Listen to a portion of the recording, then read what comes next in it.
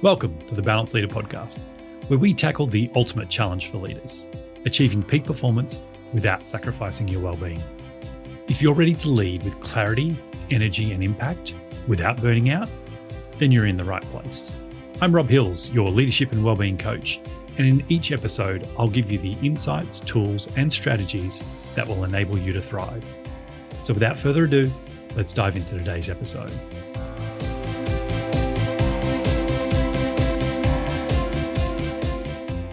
Have you ever had one of those moments where you stop and look at your life and ask, hang on, how did I get here? You've been working hard, doing all the right things, you're meeting deadlines, chasing goals, ticking the boxes, yet you aren't where you thought you'd be, or it doesn't feel quite right. It's like you've been climbing, only to realize that the view from the top isn't what you expected. That's the moment when one of my favorite metaphor hits. What if the ladder I've been climbing is actually leaning against the wrong wall? I first heard about this metaphor in Stephen Covey's book, The 7 Habits of Highly Effective People. It's a simple metaphor, but it's one that hits deep, especially when we're busy, being productive and ticking things off. We live in a world that rewards speed, efficiency, achievement. We're taught to climb faster, higher and more. And that's not necessarily a bad thing, but what happens if we never stop to look around, to ask ourselves the question, is this what I really want for my life? Early on in my own career, I really focused on climbing the ladder as quickly as I could. I was in the military at the time, and all I was thinking about was my next promotion and trying to get there as quickly as possible. But to be honest, I'm not sure why. I think it probably had a lot to do with my upbringing around reaching goals, ticking off the next thing, always moving forward. But it wasn't until my 30s that I really asked myself, what am I striving for? What's my actual end game? And it quickly became very clear to me that it wasn't about reaching some arbitrary rank or career milestone. And that's why I really like this metaphor.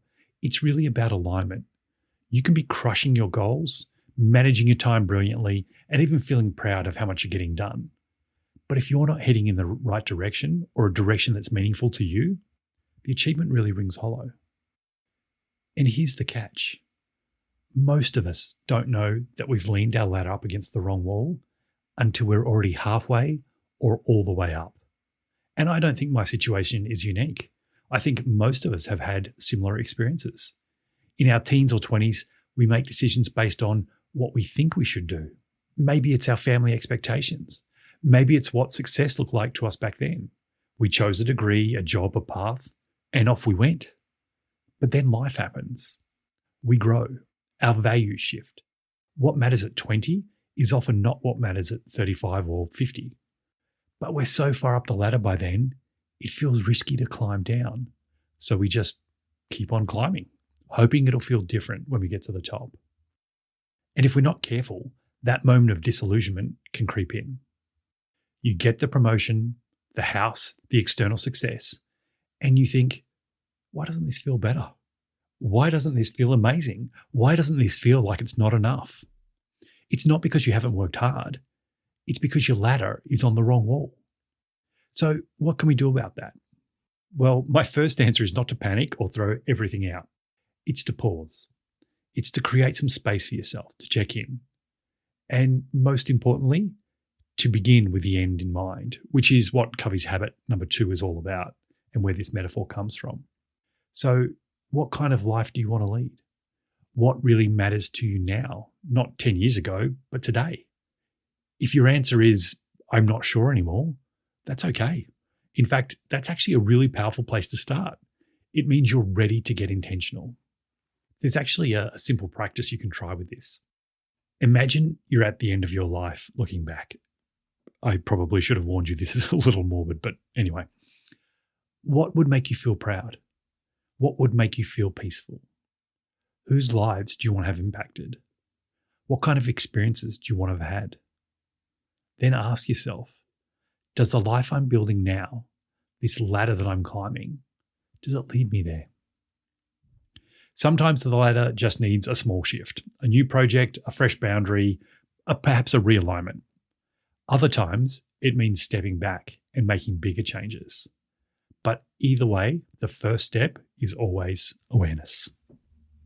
No one else can answer these questions for you. And I'm pretty sure there's no productivity hack that will save you if you've been speeding up the wrong path. But when you take a breath, look up, and choose your direction consciously, then every step forward starts to feel a little lighter, a little different, maybe even more grounded.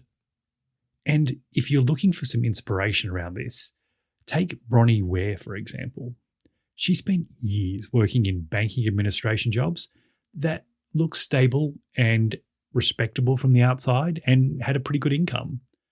But she was left kind of empty on the inside. It wasn't until later in life that she realized she wasn't doing what gave her meaning and didn't feel like it was part of her purpose. Eventually, she made a very courageous decision to step off that ladder entirely and to try something completely different. And so she began working in a completely different field, which is palliative care. It was there, sitting with people at the end of their lives, that she heard these recurring themes of regret about not living true to oneself, about working too hard, or not expressing their feelings. If you don't know or haven't heard of Bronnie, you may have heard of her book, The Top 5 Regrets of the Dying, a book that's resonated with millions of people around the world.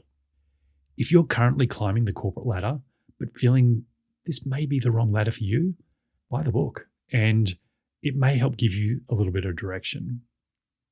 So again, it doesn't matter where you are and what ladder you find yourself on. Maybe it's time to stop and take a look around. Take a peek over the wall and see what's waiting for you on the other side. And if it doesn't align with who you are becoming, it's time to start looking for another ladder. And it's never too late. People make big career changes in their 50s, 60s, and even in their 70s. We only get one life, and I don't want you to end up like the people that Bronnie interviewed for her book, wishing that they had climbed a different ladder. That's it for this week's episode. I hope you found this useful, and I hope it gives you a moment to reflect on your own situation and where you might be heading. I hope you have a great week, and I look forward to speaking with you next time.